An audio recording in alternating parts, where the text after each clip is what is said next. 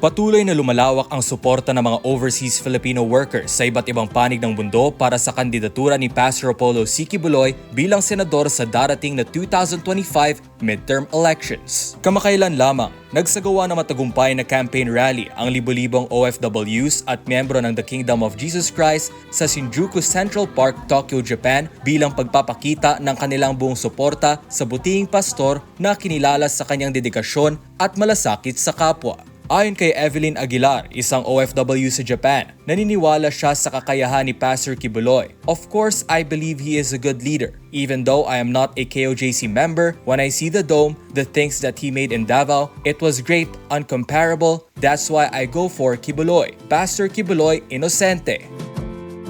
Bukod sa Japan, nagtipon rin ang mga OFW sa Barcelona, Spain para suportahan ang kandidatura ni Pastor Quiboloy at ng mga kandidato ng PDP laban.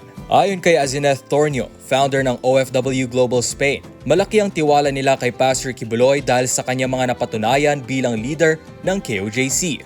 Para kay Pastor Quiboloy kasi, nasubaybayan ko yung struggle na nangyari sa kanya sa KOJC. Nandun na kami nakasubaybay. Alam namin ang mga nangyari kay Pastor Quiboloy. Natutuwa kami na tumakbo siya as Senator, ani Tornio. Ayon pa kay Melody Montero, isang OFW sa Spain, malaki ang may tutulong ni Pastor Quiboloy sa Senado. 100% susuporta namin siya dahil alam namin na marami siyang may tutulong para sa kapakanan ng bansa, ani Montero. Samantala, sa Milan, Italy, ipinangako ni Renato Barota, isang OFW, na ikakampanya si Pastor Quiboloy sa kanyang mga kapamilya at kaibigan. Nasa kanya na lahat, good character, integrity, at honesty.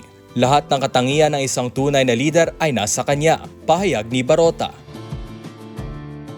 Hindi rin nagpapahuli ang mga OFW sa United Kingdom at Canada sa pagpapakita ng kanilang suporta. Kamakailan lamang ginanap ang UK Maisog Peace Rally sa Maxilia Social Club London kung saan nagtipon ang iba't ibang Filipino communities para suportahan si Vice President Sara Duterte at ang mga kandidato ng PDP laban kabilang si Pastor Apollo C. Quiboloy. Sa Canada, patuloy din ang pagdagsa ng suporta mula sa mga OFW na naniniwala sa kakayahan ni Pastor Quiboloy na magdala ng positibong pagbabago sa bansa.